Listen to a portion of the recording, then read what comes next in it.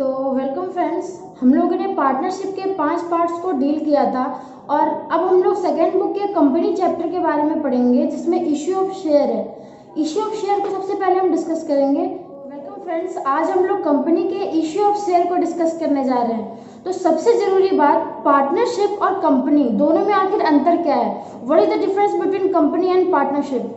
Partnership जो हमारा था वो 2 पार्टनर से मिलकर स्टार्ट हो रहा था और मिनिमम उसके मैक्सिमम कितने मेंबर्स थे? 50 मेंबर्स वो पार्टनरशिप में रख सकता था। लेकिन कंपनी में ऐसा कोई लिमिटेशन नहीं है। कंपनी में हम कितने भी मेंबर्स को एज अ पार्टनर स्टार्ट कर सकते हैं।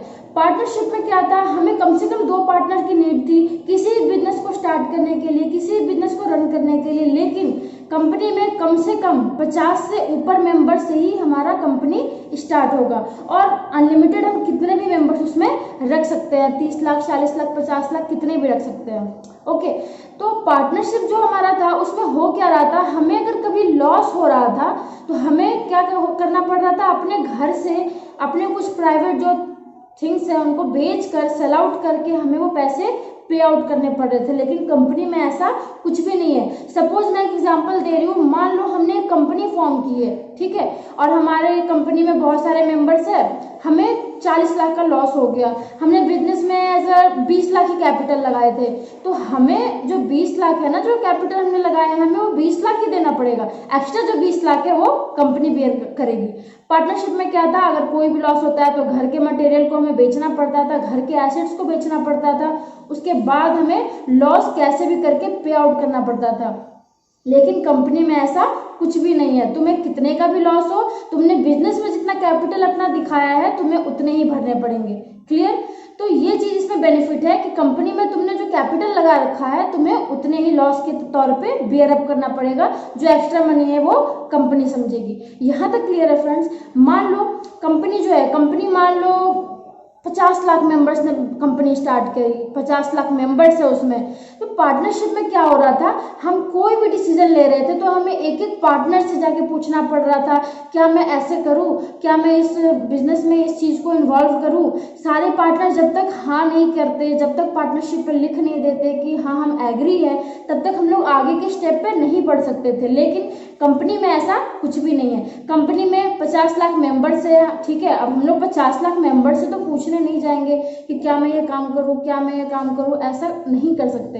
तो हम लोग क्या करेंगे, हम लोग अपने कंपनी में एक कमिटी मेंबर रखते हैं जो कि सारे डिसीजंस वो खुद ही लेता है। तो एक हेड मेंबर रखेंगे सिलेक्ट करके, वो सारे डिसीजन वही लेगा। तो यहाँ तक क्लियर है?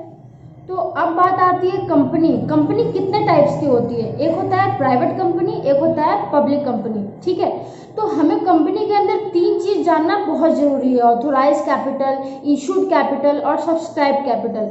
सबसे पहले ऑथोराइज कैपिटल की बात करते हैं।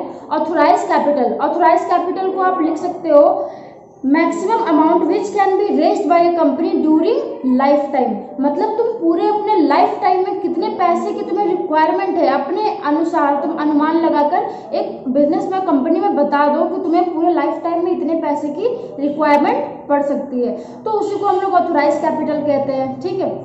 और आगे यह बात इशूड कैपिटल की, मतलब अभी तुम्हें फिलहाल कितने की रिक्वायरमेंट है, वो जो अमाउंट है ना, उसी को इशूड कैपिटल कहते हैं। अब बात आती है सब्सक्राइब कैपिटल। अब सब्सक्राइब्ड के अंदर भी 2 टाइप्स होते हैं: subscribed and fully paid up, subscribed and not fully paid up. तो इसके बारे में हम आगे डिस्कस करेंगे।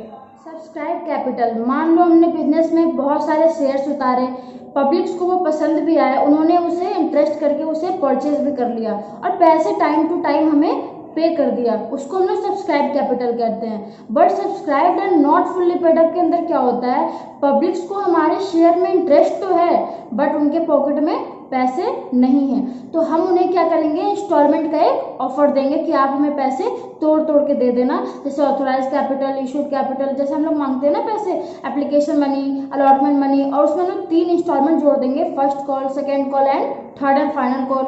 इस तरह से उन लोगों को भी ईजी पड़ेगा और हमारे शेयर भी बिक जाएंगे और उनको पैसे पे करने में भी ईजी पड़ेगा। तो इसी को हम लोग subscribed and not fully paid up कहते हैं।